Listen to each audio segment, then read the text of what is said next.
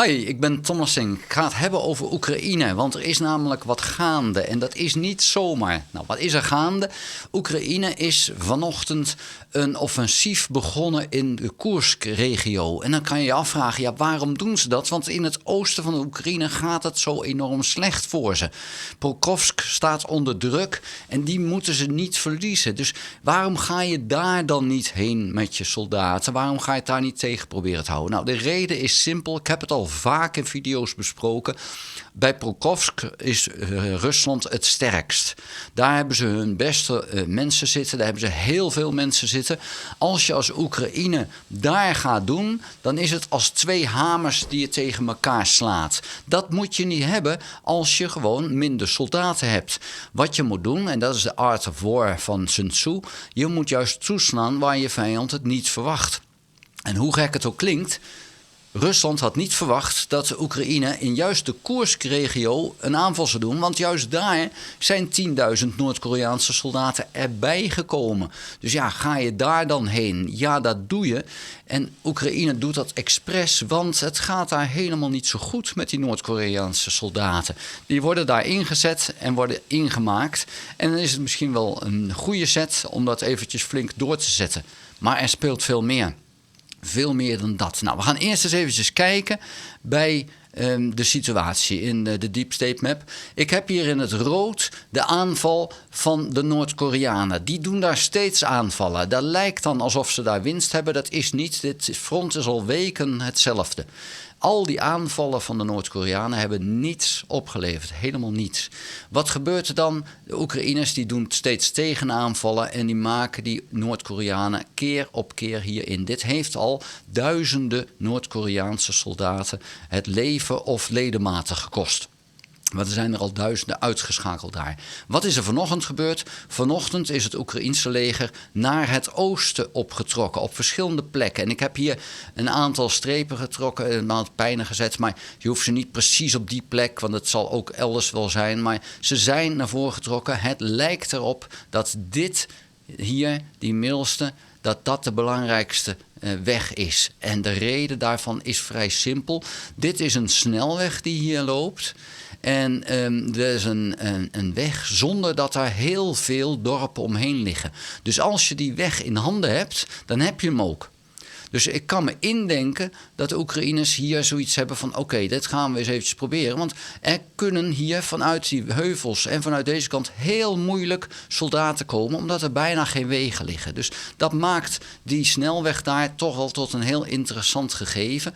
Om dus een relatief veilige plek te hebben om dus diep in Rusland te komen. Waarom doe je dat nu? Nou, dat heeft alles te maken met de verkiezingen in Amerika en de uitslag van die verkiezingen. Omdat Trump over een ruime week, nou iets meer dan dat, het is de 20ste en het is nu de 6e. Ja, het is nu de 6e, dus over 2 weken. Dan wordt Trump de nieuwe president. En wat wil je nou beter dan dat je net een goed succes hebt kunnen mededelen aan de nieuwe regering in Amerika? Je weet gewoon dat Trump het alfamannetje is en dat hij heel veel heeft met alfamannetjes. Dus dan moet je nu laten zien dat je tussen die strijd Rusland-Oekraïne, dat jij het alfamannetje bent. Wil jij iets goeds voor elkaar krijgen in Washington, dan is dit het moment om te laten zien van hé, wij staan er. Dit is iets waar wij mee om kunnen gaan. En vandaar dat het geen toeval is dat Oekraïne juist nu komt en juist nu in Rusland komt. Want als je dan toch aanvalt, dan moet je het doen waar de vijand niet zo sterk is. Dus ja, dan moet je Pokrovsk toch even laten zitten. En je moet het gewoon doen waar het dan pijn doet. En waar je kan laten zien van ja, ik ben van ons tweeën het echte alfamannetje. Het klinkt stom, misschien is het ook wel stom. Maar zo werkt dat bij zo'n debiel als Trump. Want die man die is heel rechtlijnig. Die vindt bepaalde dingen heel erg belangrijk en dat weet je gewoon en dat is het. En je kan hem heel makkelijk paaien door hem even te zeggen hoe goed hij wel niet is. Maar je moet ook laten zien dat jij een beetje het alfamannetje bent. En vervolgens paai je hem een beetje en dan krijg je alles voor elkaar. En ja, dat werkt keer op keer bij die man. Dus zo moet het dan toch gespeeld worden. En we weten, Zelensky is een ongelooflijk goede acteur. Dus die kan dat. Als je kijkt naar Oekraïne had geen betere oorlogspresident kunnen hebben dan Zelensky.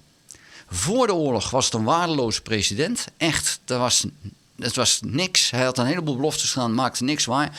Tijdens de oorlog, een betere konden ze niet vinden. Als de oorlog voorbij is, moeten ze hem ook dumpen. Net zoals Churchill gedumpt werd in Engeland.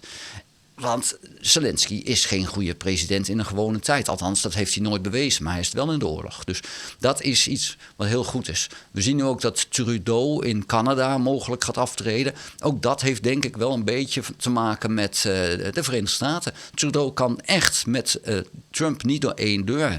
Ja, moet je dat dan willen? Moet je je land daar eigenlijk kwetsbaar door maken? Nou, dan denk ik van nee, dan moet je opzij stappen en iemand neerzetten die wel met hem door een deur kan. In die zin is het heel goed dat de NAVO heeft gekozen voor Rutte als topman. Is nu achteraf gezien ook een hele goede zaak. Want Rutte en Trump konden het ook goed met elkaar vinden. Dus dat is dan een goede zet om toch de rekening te houden met het feit dat Trump zometeen de president van Amerika is. En dat is hij wel 4 jaar, als hij het 4 jaar volhoudt. Ja, als hij niet afgezet wordt of vanwege gezondheidsdingen af moet treden. Dus dat kan natuurlijk ook nog gebeuren. Wat gaat er nu gebeuren in de omgeving van Koersk? Nou, dat zal eraan liggen hoe groot het succes is. Je kan, als je zo'n aanval doet, dan kan je het doorbraak forceren in 3 dagen. Als het niet in die 3 dagen is gelukt, 72 uur, dan kan je er beter mee stoppen. Nou, we hebben dat gezien in Syrië, recent. In 3 dagen was het gedaan. Het is die 3 dagen, daar zit het hem in. En dan moet je het gedaan hebben. En als je dan een wanorde hebt bij de vijand en die weet dat niet te pareren, dan kan je heel ver komen. Nou, wat is heel ver komen hier in Koersk? Niet dat Moskou bereikt gaat worden. Dat gaat gewoon niet gebeuren.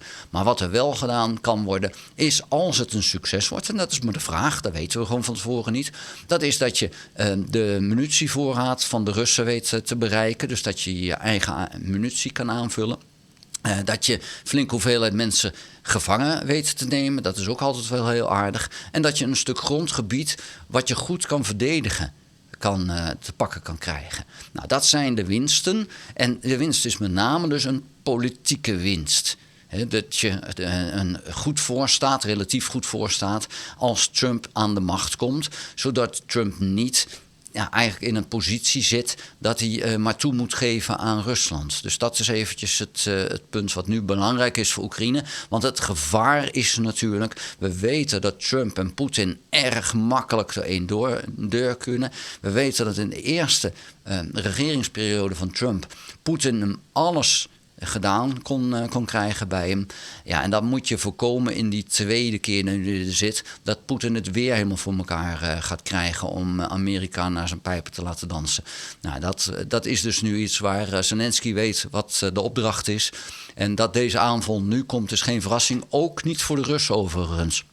De Russen wisten van deze aanval. Een week geleden begonnen de Z-bloggers al te zeggen, er komt een aanval. Ze wisten niet waar, maar ze wisten wel, er komt een aanval. Dat is zo zonneklaar. Daar hoef je geen Einstein voor te zijn om te weten dat vlak voordat Trump komt, dat een Oekraïne nog een slag zou willen slaan. En ja, dat is dan nu begonnen.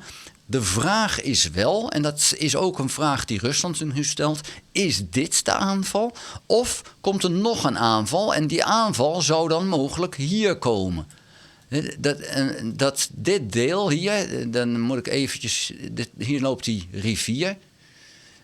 Dit stuk zou natuurlijk een heel mooi stuk zijn om te veroveren en je grens eigenlijk met Rusland een enorme buffer te verkrijgen. De vorige keer is dat net niet gelukt. Ze leken daar de Russen in te sluiten en het lukte net niet.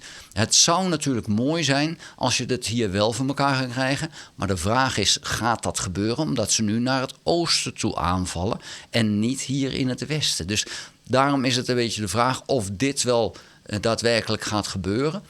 Maar het zou een zet kunnen zijn als ze genoeg mensen hebben. Hoe is het mogelijk dat Oekraïne deze aanval nu inzet? Nou, is mogelijk omdat ze letterlijk honderden gevechtsvoertuigen van de Amerikanen hebben gekregen de laatste weken. En Oekraïne had genoeg brigades opgeleid. Daar is een heleboel over gaande, met name de 155ste brigade. Die is in Frankrijk opgeleid. Er zijn veel mensen verdwenen. In Frankrijk 500 mannen verdwenen. In Oekraïne, toen ze terugkwamen, 1700 mannen verdwenen. Die zijn gewoon gedeserteerd. Dat is natuurlijk een slordige zaak. Je merkt gewoon dat na 3 jaar oorlog men er moe van wordt. En ja, dat kan ik me indenken. Dat is het nadeel als je oorlog in je eigen land voert. Dus ze kunnen de bus pakken en ze zijn weg. Dat is even wel een punt. En het vervelende is, als je ze dan oppakt, wat doe je er dan mee? Ga je ze dan straffen? Maar dan heb je nog steeds die soldaat niet aan het front. En daar wil je ze hebben. Als je zegt van vergeven en je gaat maar, dan denken anderen ook van, oh, dat is makkelijk, dat kan ik ook. Dus dat is echt wel, die desertie is echt wel een punt waar je zegt van, oh, wat moet je daar nou mee doen? Hoe moet je daarmee omgaan? Want je wil die 2200 soldaten die verdwenen zijn uit die brigade, en die bestond uit zo'n 8000 man. Hoe wil je die terug zien te krijgen? Want uiteindelijk wil je ze wel graag hebben. Ze zijn wel opgeleid. En het is wel zonde dat ze dus verdwenen zijn. Sommigen zullen misschien uit zichzelf al terugkomen. Ja, en dan is het de vraag van, oké, hoe ga je daar dan mee om? Ik denk wel dat je ze moet straffen.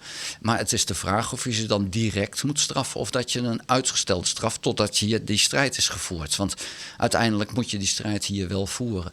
En hoe lang dit gaat duren, hoe ver dit gaat, het is nu nog de vraag. Het is nog heel pril allemaal. Dus het is echt de vraag wat er gaat gebeuren. Maar de Russen zijn bang dat deze aanval naar het oosten toe alleen maar een afleidingsmanoeuvre is. Om die soldaten die hier zitten, die Russische soldaten, om die allemaal, want hier zijn een heleboel elementen, om die allemaal hierheen te brengen.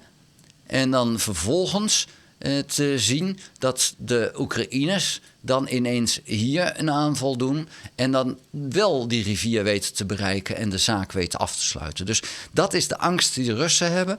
En ja, daar gaan we nu afwachten wat er gaat gebeuren. Daar wil ik het voor nu bij laten. Vond je deze video interessant? Geef een duim. Heb je nog geen abonnement op dit videokanaal? Abonneer je dan. Druk dan ook op het belletje. Dan krijg je notificaties als ik een volgende video gemaakt heb.